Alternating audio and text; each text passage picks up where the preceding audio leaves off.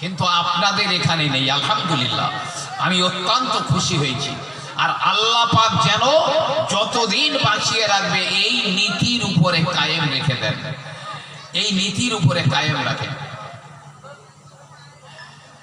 জি আমার ভাইরা বাবাজিরা, মনে রেখে দিন, এত মাদ্রাসার সামনে এই মাহফিল হচ্ছে। এই মাদ্রাসায় কেন আপনি আপনার বাচ্চাদের কোরআন তেলাওয়াত করাবেন, কোরআন শিক্ষা দিবেন। আমার রাসূলুল্লাহ বলেছেন, খায়রুকুম মান তাআল্লামাল কোরআন ওয়া আল্লামাহু। তোমাদের ভিতরে আমার আল্লাহর কাছে সবচাইতে প্রিয় হলো গো যারা কোরআন শিক্ষা করে আর যারা কোরআন শিক্ষা দেয়। এই দুই শ্রেণীর মানুষ আল্লাহর কাছে সবচাইতে প্রিয়। কেন দেবেন আপনার সন্তানকে কোরআন শিখতে? একজন লোক মারা যাচ্ছে, তার স্ত্রীর গর্ভে একটা সন্তান আছে, লোকটা মারা যাচ্ছে, একদম শেষ অবস্থা। তো লোকটা তার স্ত্রীকে বলছে, দেখো বিবি, আমি তো মনে হয় বাঁচবো না, মরেই যাব, কিন্তু তোমার গর্ভে আমার একটা সন্তান রয়েছে, তা আমি তো জীবনে কোনো ভালো কাজ করতে পারলাম না, অন্তত তোমার পেটে আমার যে সন্তান রয়েছে, ছেলে হোক আর মেয়ে হোক, ওকে একটু আল্লাহর কালামটা শিক্ষা দিও, একটু কোরআন শিক্ষা দিও ওকে। লোকটা মারা গেল এবং আমল ভালো ছিল না, তার কবরে প্রচন্ড আযাব হচ্ছিল, প্রচন্ড আযাব হচ্ছিল, আগুনে ভরে গিয়েছিল কবর। কয়েক মাস পরে ওই লোকের বিবির একটা ছেলে সন্তান প্রসব করলো, একটা ছেলে সন্তান হলো। ছেলেটা বেশ একটু বড় হয়ে গেল গো। মা বলে, বাবা ছেলে, তোর আব্বাজান ইন্তেকাল করার সময় বলে গিয়েছিলেন যে আমি যেন তোকে একটু আল্লাহর কোরআন শিক্ষা দিই। হে বাবা ছেলে, তুই একটু মাদ্রাসায় চলে যাও গো, ওই মাদ্রাসায় গিয়ে আল্লাহর কোরআনটা একটু শিখে নে। ছেলেটা একটা আরবি কায়দা নিয়ে মাদ্রাসায় গেছে।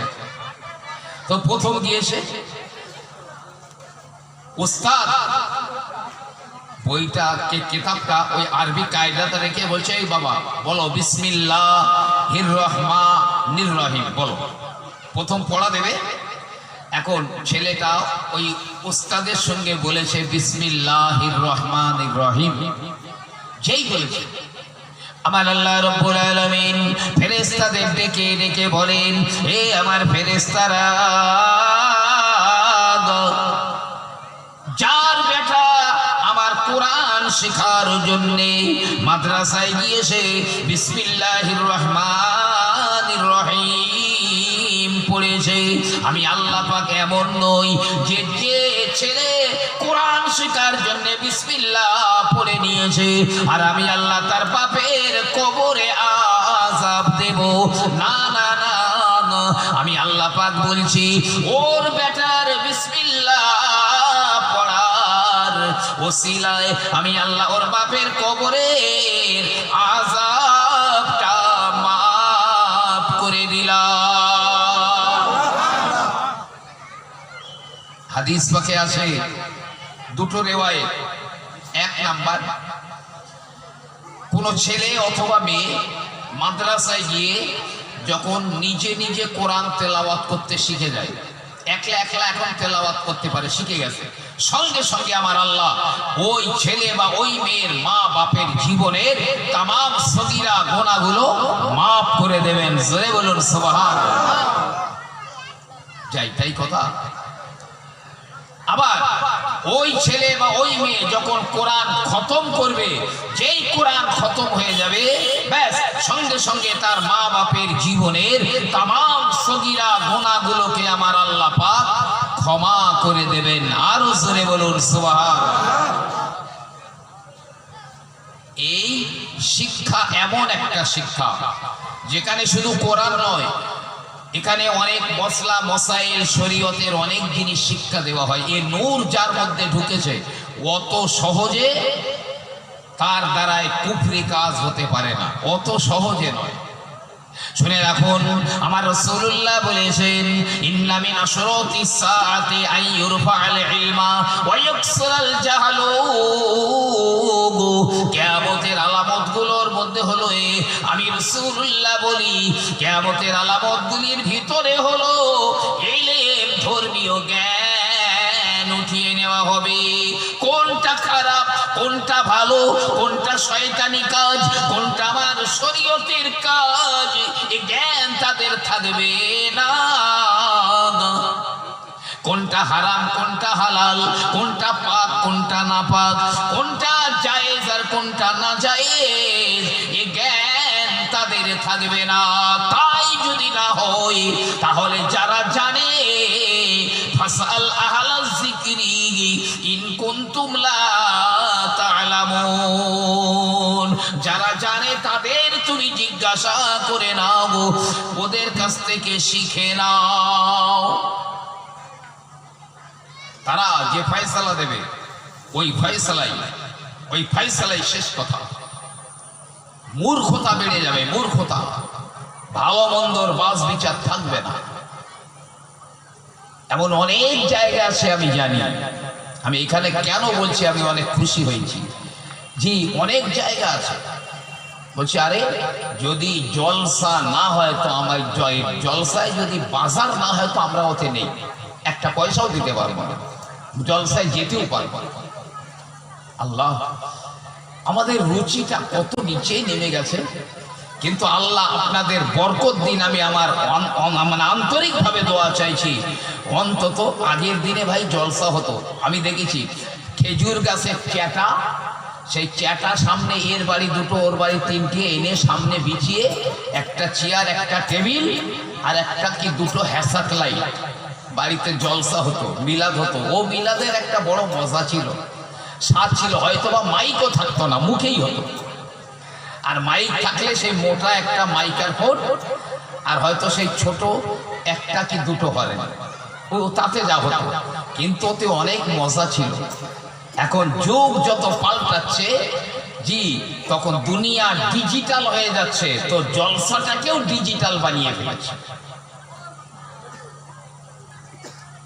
এই জলসাটাকেও ডিজিটাল বানিয়ে ফেলেছে। ভাই আমার, বাবাজিরা আমার, প্রিয় নবী সাল্লাল্লাহু আলাইহি ওয়াসাল্লাম বললেন, শুধু এলেম উঠে যাবে তাই নয়, ওয়া ইয়াকসুরাল জাহালু, মূর্খতা বেড়ে যাবে। মূর্খ মানে ধর্মীয় জ্ঞান তাদের ভিতরে মোটেই থাকবে না, মূর্খতা বেড়ে যাবে। কোন কাজ করলে আমি আল্লাহর রহমত পাবো, কোন কাজ করলে আল্লাহর রহমত থেকে বঞ্চিত হয়ে যাব, কোন কাজ করলে আমি আল্লাহর সন্তুষ্টি পাবো, কোন কাজ করলে খোদার গজব আমাদের উপরে আসবে, এটা তাদের জানা থাকবে না, মূর্খতা বেড়ে যাবে। কিন্তু এই কোরআনের জ্ঞান যদি একটু ঢুকে যায়, তাহলে আল্লাহ ওই অন্ধকার থেকে তাদের টেনে আলোর পথে নিয়ে আসবেন, আলোর পথে নিয়ে আসবেন।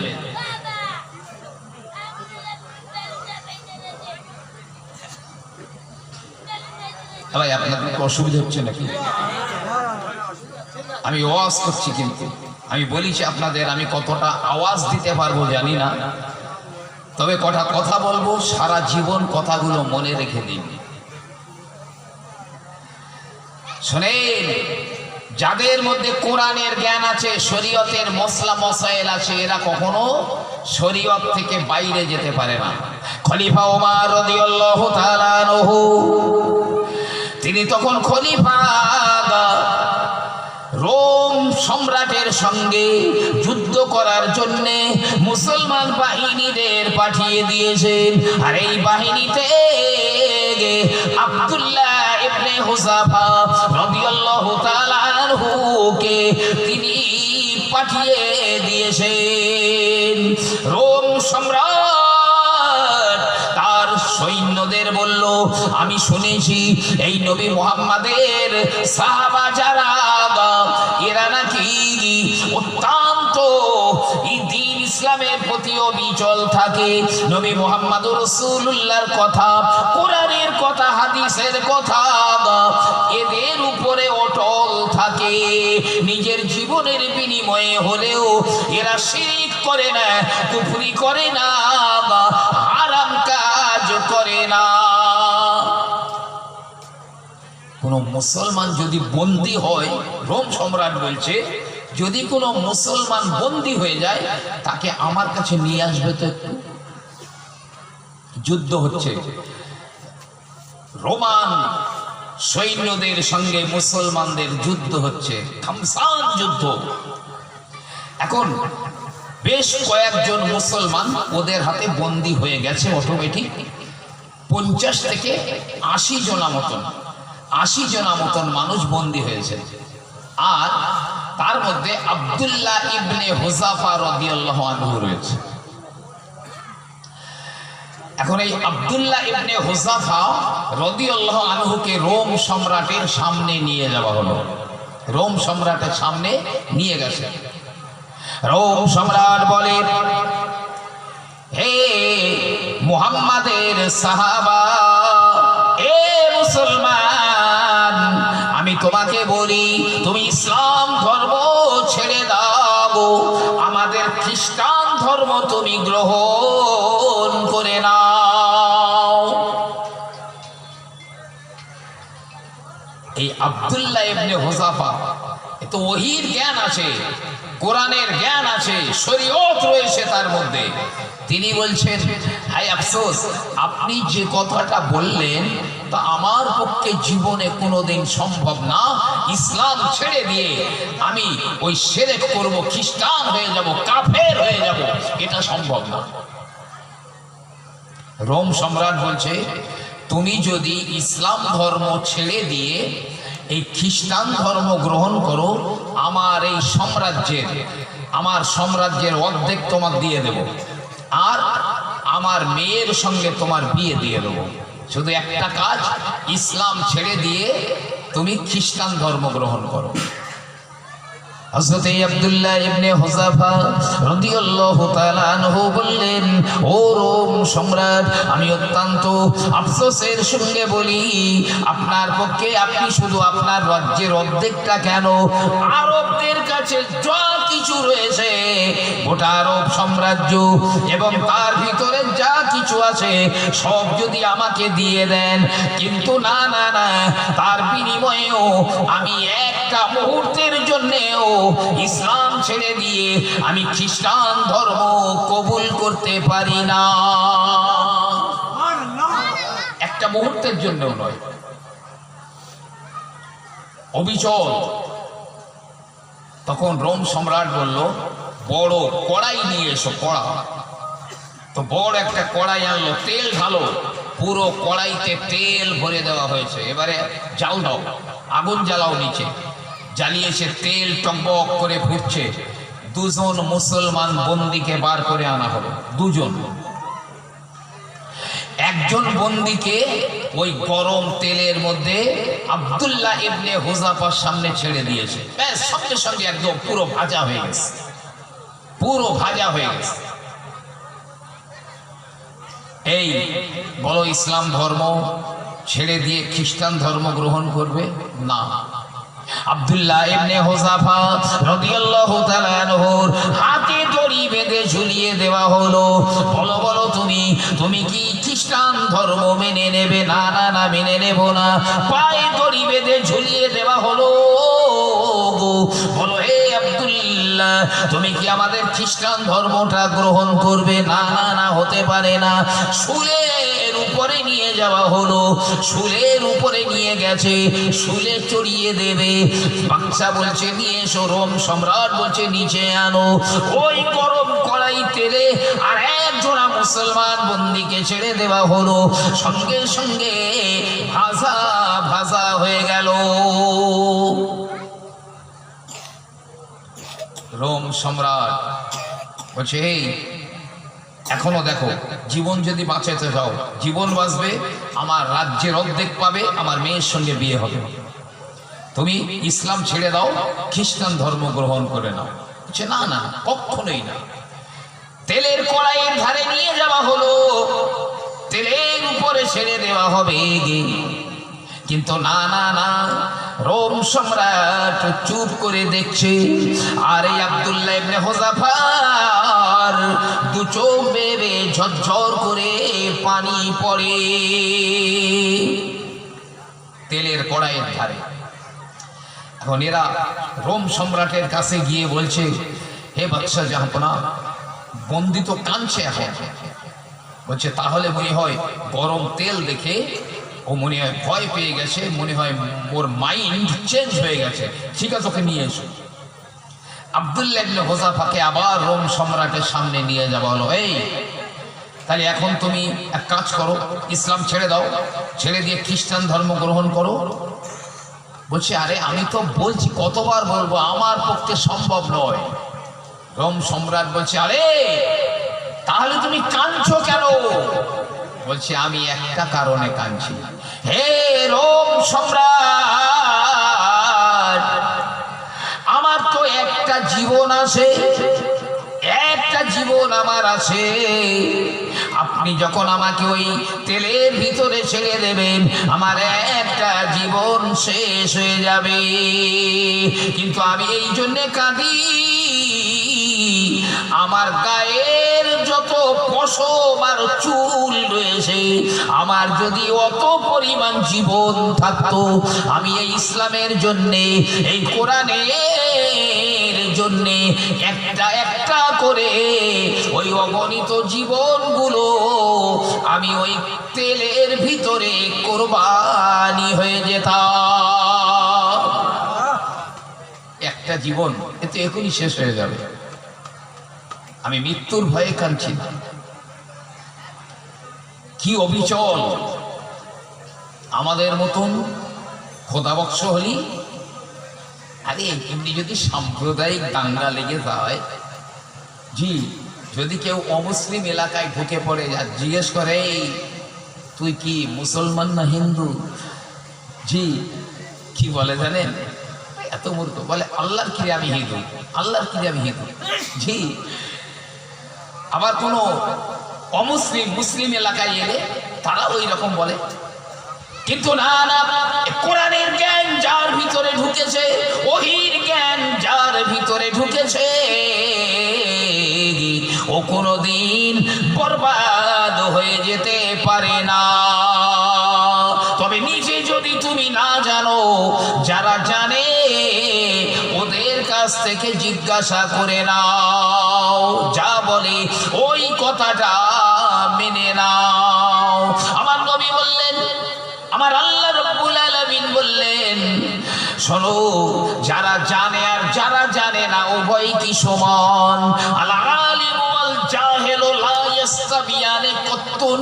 নবী আমার বলেন, যারা জানে না আর যারা জানে কিয়ামত পর্যন্ত এরা দুটো কোনোদিন সমান হবে না,